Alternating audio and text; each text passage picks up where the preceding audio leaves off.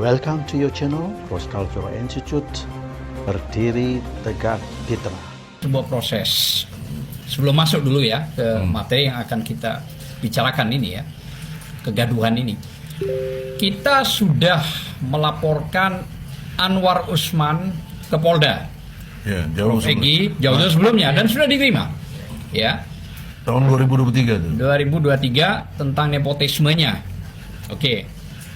Yang kedua, menindaklanjuti proses 100 tokoh didampingi oleh kita juga melaporkan Jokowi, Untuk dimakzulkan. melaporkan Iriana, melaporkan juga Gibran, melaporkan juga Anwar Usman terkait nepotisme di Mabes Polri dan sudah diterima. Sudah diterima, clear itu. Tinggal berjalan.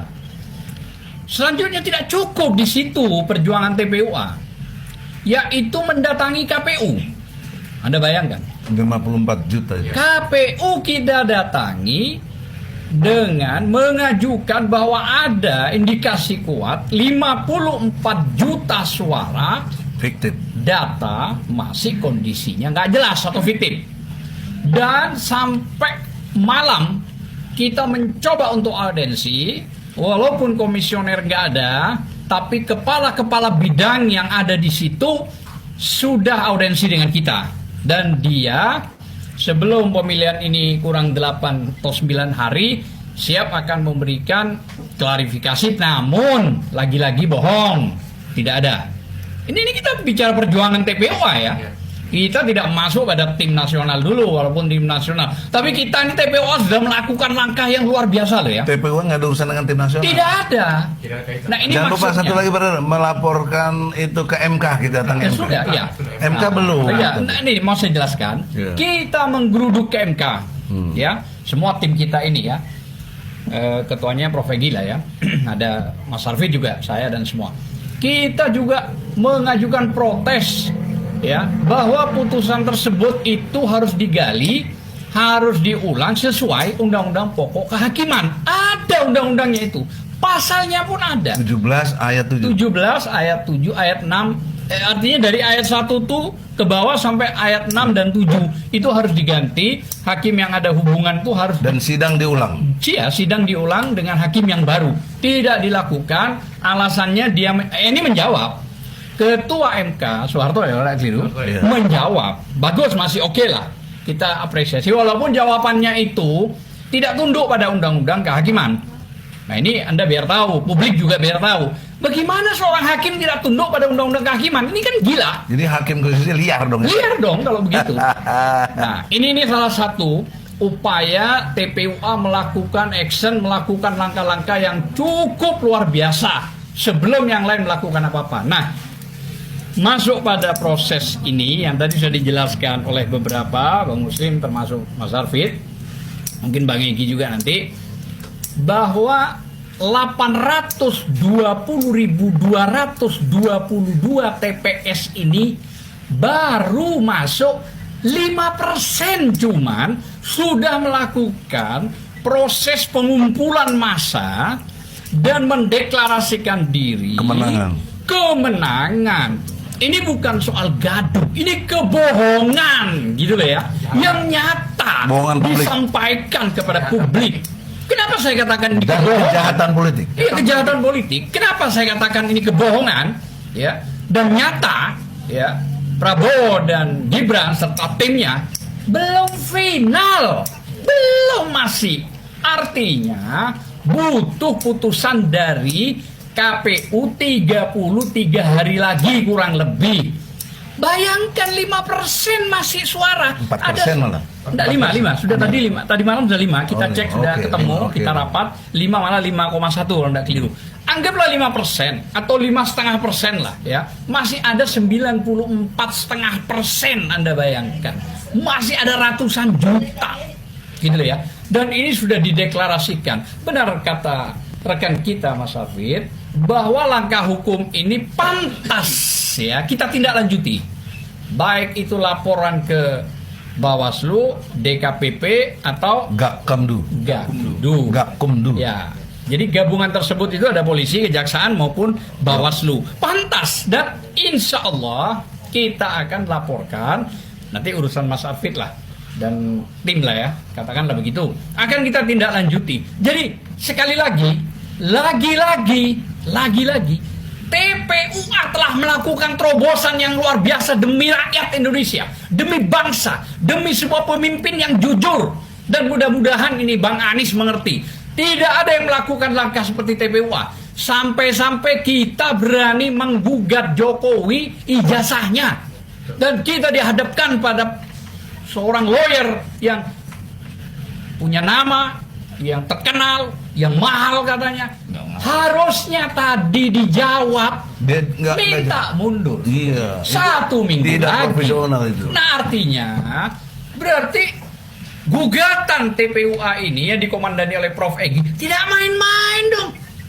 Tidak bisa dianggap enteng gitu loh. Nah ini fakta ini belum fakta-fakta lain yang kita lakukan ya, baik jumpa pers yang sebelum-sebelumnya lama. Tapi poin-poin yang tadi disampaikan itu sudah cukup luar biasa. Artinya ini salah satu TPUA ini LSM masyarakat yang peduli kepada rakyat bangsa. Yang tentu soal teror pastilah ada, tekanan pasti ada, tapi kita nggak peduli karena kita yakin ada Allah di belakang kita. Okay. Namun satu hal lagi,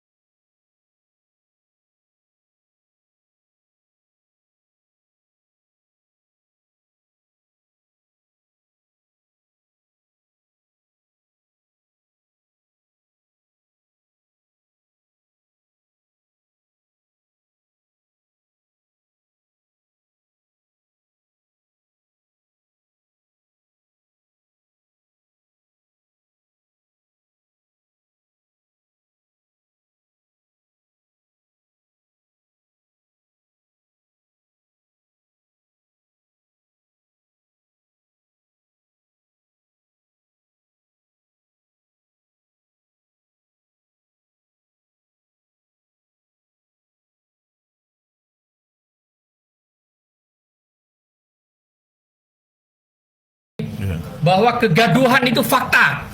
Tadi malam itu, tadi malam ya. Iya. Kegaduhan itu fakta yang disampaikan Prabowo. Jadi seolah-olah rakyat Indonesia dibius, di brainwash, Dipengaruhi. di psikisnya diganggu bahwa kemenangan sudah nyata. Oh, ini berbahaya. Ini berbahaya. Jadi apapun alasannya, tentu ada perlawanan dan masih tinggal 94,5% yang belum terdata. Dan KPU juga jangan pada saat dibuka sulit. Ini jangan-jangan bermain lagi ini. Nah, ini bahaya ini. Makanya kita minta kepada tim nasional Amin untuk juga boleh digabungkan kita semua walaupun kita juga ada di dalamnya untuk melakukan terobosan-terobosan yang cantik, yang luar biasa, yang elegan sesuai permintaannya Bang Anies. Sekian, terima kasih. Saya lanjutkan ke Prof. Egy. Saudara-saudara, poin akhirnya adalah apabila peristiwa hukum ini diabaikan atau diabaikan dalam arti nggak diproses, didiamkan saja karena biasanya begitu, maka mungkin akan terulang 2019 gerakan people power dan mungkin lebih terukur dan lebih jelas. Dulu waktu saya gerakan itu, saya adalah pengacara Prabowo sampai ditangkap Jadi sekarang saya melawan ini bukan karena partisan, tapi karena objektivitas tadi.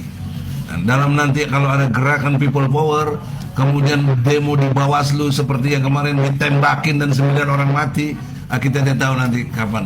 Dan akan terus bergulir menjadi satu kekuatan dahsyat dari rakyat yang dibohongi, yang ditipu, yang ditindas. Saya kira demikian. Kalau belum kita tanya jawab. Assalamualaikum warahmatullahi wabarakatuh. Jadi